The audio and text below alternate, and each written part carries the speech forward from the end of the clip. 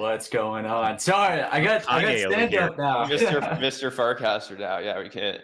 Well, happy birthday to Yeah. Clanker.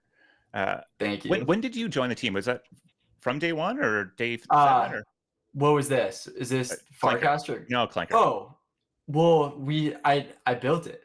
Right. This was Okay. like day one. Yeah, I know that's what my question was like, because there was, there's drama, there's mess, there's all that sort of Yeah. stuff, and I didn't, and obviously we had talked to somebody else in our previous conversations with Clanker, and then, I think I've said in the past, I've just been very impressed with, I mean, the right word is leadership, your leadership through that sort of mess and into kind of where we are today. Let's start. Everybody here knows Clanker. I think we had Dan on recently talking about the sort of strategic opportunity they saw to make the acquisition. Obviously, that's big news. Buys happening here, a ton of revenue thrown off. I think $4.8 billion in volume in the Clanker ecosystem over its first year. I mean, undeniable interest and opportunity there. But I would love to understand the acquisition from your perspective. There was that Rainbow attempted hostile acquisition, and then the Farcaster one. Can you give us a bit of like a timeline, and then ultimately help us understand why you made the decision to go with Farcaster? Yeah, totally. I felt like, right, so like Clanker, we started off, right, and it was basically like super simple, right? Just a bot that deploys tokens. We really upgraded the tech over like, the past, 6 or so months, to really kind of be that industry leading standard. So that was kind of like, the play that I was going for was like, we want to be, like the Uniswap interface, right? Where, what Next.js is to React, Clanker is to Uniswap, making token deployments through those contracts super easily. Even if you're not a Solidity developer, you can still deploy tokens on Uniswap. So like what we did was we kind of went vertical, right? Like we were going to a variety of different chains. So that's still the plan, right? Where we kind of just want to be like, wherever tokens are traded, you can find Clanker there. But we kind of hit this like local maxima, right? Where it was like, we kind of realized that we needed to go vertical. And our team was pretty small at that time. So it was either, double the team, or find a suitable place for Clanker. And I figured it was just going to be like such an uphill battle, right? To like compete with, these really polished like mobile apps, clients. The wallet space is expanding a lot. So, I was like, all right, well, like, what are the alternatives here? And yeah, I think like, I've never like been a business guy at all, so I don't really know the standards of like how things go. But like I started like thinking about like, oh, like, could I team up, right? And like really empower Clanker through like an interface, a wallet. And I think like, again, like the Rainbow thing, they're a great team. I have no bad blood towards them. It sucks like how it was like drama. I feel like crypto also really loves drama. Good growth strategy. Yeah, exactly. Always making the headlines for something. But honestly, like at the end of the day, I feel like Farcaster, like homegrown Clanker, like really vibe with like their wallet, the way that they're really pushing like towards the tokens and trading. So like for me, like this was the dream scenario for Clanker, right? Like, even before Clanker, like I was building on Farcaster, I was like, that'd be my dream job, right? Like, and they're just such a crack team. And I was like, all right, like I know like with them, Clanker's in a good place. Like we can really grow and compete with like the biggest, projects now, and hopefully like retain that #1 spot.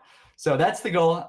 And I feel like a lot more, like I feel like the future is just beginning, or like just so bright now that we have like just so much more support too. I mean, what are you looking most forward to in the next 6 months with the Farcaster, superpowers behind you and integrations? I think like how Clanker started was like, all right, tokens are social, right? Like you buy a token, you talk about it, you trade with your friends. Like this is kind of like the thesis that it started with. And now it's really awesome to see like it all come full circle now that like, basically like the Farcaster account like connected to these tokens is how it started. And like now we can just like really grow that profile in that social context to really support like these traders and giving them as much visibility and context over like, you know, whatever kind of token metadata with the deployer, things like that. So like, you know, I think like trading safety is super important. Really excited to bring like all the clanker tokens as like first class coins to the app and the like the token pages there. Excited for our pre-sales that are coming out. We're starting kind of with the allow list approach there, and we're really starting to kind of jam on like V5, right? And like figure out kind of like how, all right, we've gotten to this point where it's like we got everything kind of like good, it's running functionally well, and now, you know, we can really have some more fun with it. So yeah. Pre-sales, yes, I've seen some of the early thinking there, at least with a few teams. Is that like, do you see the big, maybe I'll say this, how are you contextualizing or thinking of like what a great clanker token is? It has been sort of in this meme coin space.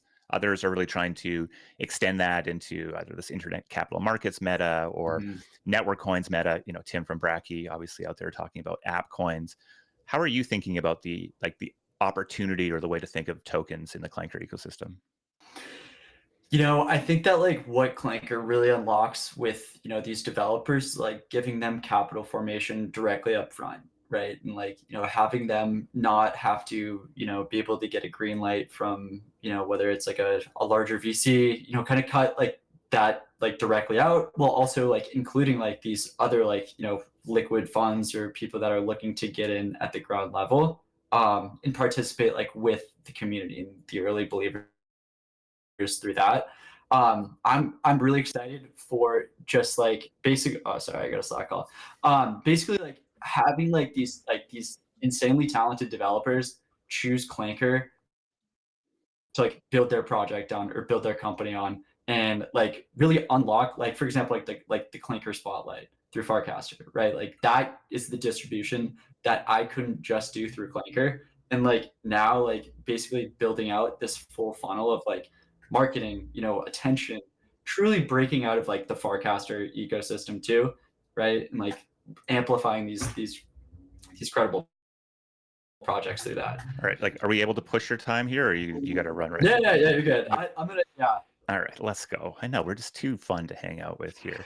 I do want to maybe just go back to the acquisition a little bit, because I think it is a very interesting dynamic for a project like Clanker to be acquired, right? There's sort of, I'm not sure what the ultimate legal structure were. I'm sure that was maybe something that was generated as you realized, oh shit, there's actually something here. And then obviously the token is probably a place that you were ultimately aligning a lot of these sort of economic interests around. And yet that isn't also the, you know, thinking of that as equity is like not the right way to think of it as part of this sort of acquisition. So I don't know if you've been public about how this thing's been structured, but can you give us a little bit of insight into what a emergent crypto early tokenized product getting acquired by another company looks like? You know, I think it's very uncharted territories. I don't think that like we've ever seen it before. At least like, you know, I think there's maybe like a Solana acquisition of, you know, a DEX terminal around the same time as Clanker. Yeah. So like, you know, I think that was not as smooth as the Clanker acquisition either. Yeah, chart went down. Props to that. Props to that. It's like, you know, the things that we really wanted to, you know, it was important to the, you know, the acquisition was like, you know, making, you know, the current creators happy. Right. Like we've done that through, you know, reducing fees. You know, we're doing a fee sync now so people can claim more of the percentage of the fees. And, you know, like basically like kind of like inviting more new creators to Clank. The second thing is like the traders, right? Like that, you know, making it basically like if you've believed in Clanker, like we want to, you know, back you. So like making like the, you know, the token holders like happy, you know, is definitely an important thing because like that's brand equity, right? And like I think that like what Clanker does really well is like, you know, be there for the people. So that was really important to us as we kind of worked through this. So yeah, I think it's really just like, and then like making everyone happy. I think it's really hard to do, but like if you work with a really good team to do it, I think there's like places that you can work with and and really like, burning all the token supply, right? Like that was a tax obligation, but like also it was deflationary for all the tokens. So I mean, it's crazy. Did you get a chunk load of cash delivered on your doorstep, or are you just like a big holder of Farcaster? Like, I mean, I can't say specifically, but like, I think it's like for me, it was like more so like my reputation was on the line, right? In terms of like first time founder, never done this before. Like for me, like me being like, I'm trying to make everyone happy. And I think like it's so tough. And like people are like, it's not possible. But yeah, no, it was a really like growing experience for me. I'm interested in why, I guess it took so long, like why you didn't turn the, I guess, buy and burn mechanism on pre-acquisition, and then why you did immediately after acquisition. For sure. Yeah. I mean, I think like I wasn't really like, we were like, I didn't really know. I've never launched a token before. Again, like I didn't even launch like the original clanker token. So this was all like kind of uncharted territory. From the start, I was trying to do everything like, legally and compliantly. So like working through those like logistics with lawyers, like that was all brand new to me, on top of like developing clanker like from the tech side. So it was a lot. And I didn't want to like, of course, like I was trying to tread super lightly as there was other options that were presented. I just like, to be fully honest, like I didn't know how to do it like, and I wanted to do it like precisely. So that's like another reason that I think the acquisition makes total sense, where it's like Dan Varun, like, they're some OGs, like killers. Like, so were they just like, they know what green they're light, doing. we're good with the gray area here, we're comfortable, turn it on? I think so. I don't know, but yeah, honestly, I'm just glad that like I'm not calling the shots, but like again, it's just like there's a lot of pressure that I was under, and I just don't think I was ready for it. And for me, it's like I love talking to people, building around clanker. I love developing like that. I want to focus on what I do really well. The business, the legal side of it was like way over my head. So I think like that was another reason why I think the acquisition made a lot of sense.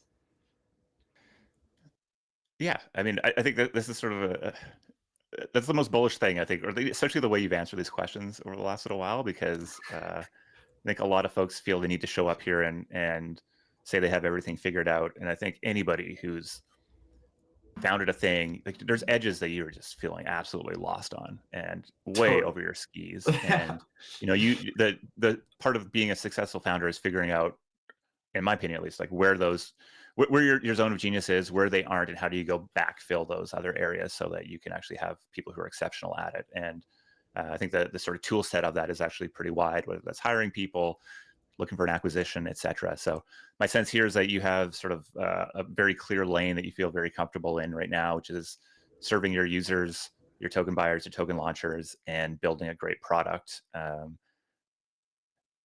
Must feel good. Yeah, it feels great. I think like to me now, like looking back, like I still haven't like fully like, comprehended everything, but I'm super glad that like, it's all worked out. And like, honestly, I think there's so much more to go here. In terms of like, V5, like the ICM meta that's emerging. And I'm really excited to see what pre-sales, like some fun projects that come through that too. All right, so give us the near-term roadmap here, because I think you have some.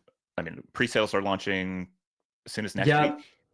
Yep, we've got a few pre-sale projects lined up.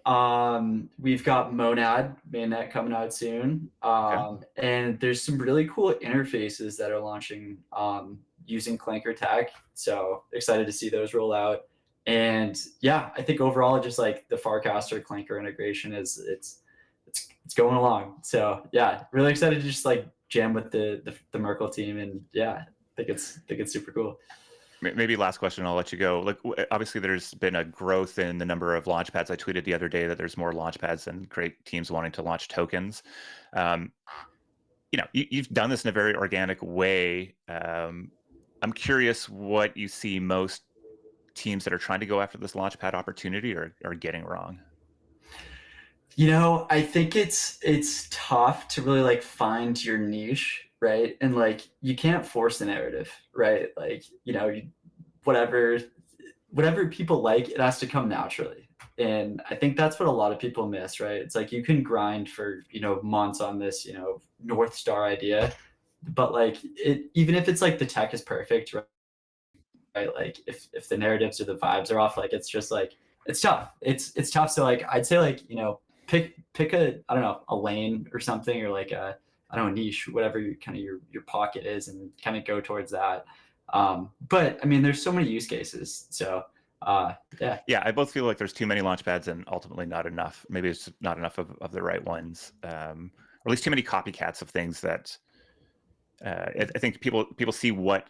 I mean, if somebody looks at what Clanker's done today and just copies that, they're already 6 months behind, because your brain is just out there on the edge, figuring out what's next, and having learned from data and experience all along. So I think there's more network effects here and moats than people recognize, and also I feel like, man, there's some big niches out there that where sort of asset issuance and trading is just going to be a killer business model. And I mean, if you're building something like that, come talk to Josh or I. We are excited about it. All right, Jack, I won't take up more. I know we've taken 10 minutes more of your time than you were giving us. I figured. Go return your Slack call. The beautiful thing about 11 a.m., we have a token that's launched on another competing token launch network called Zora. We use our trading fees to. Hey, we all get the same mission here. Well, so tongue in cheek. But importantly, we'll be adding Clanker to the 11 a.m. treasury as part of the 11 a.m. strategy. It has been added. It is alive and well in the strategy. Alive and well. So we are community members, mission aligned. I've been a holder for a while as well. So wish you all the success. And yeah, I know there's some pre-sales happening next week that people want to pay attention to. We'll of course cover them here as well. So stay tuned for that. Thanks for having me on, fellas. I'll talk to you later. Cheers, Jack. Peace, man.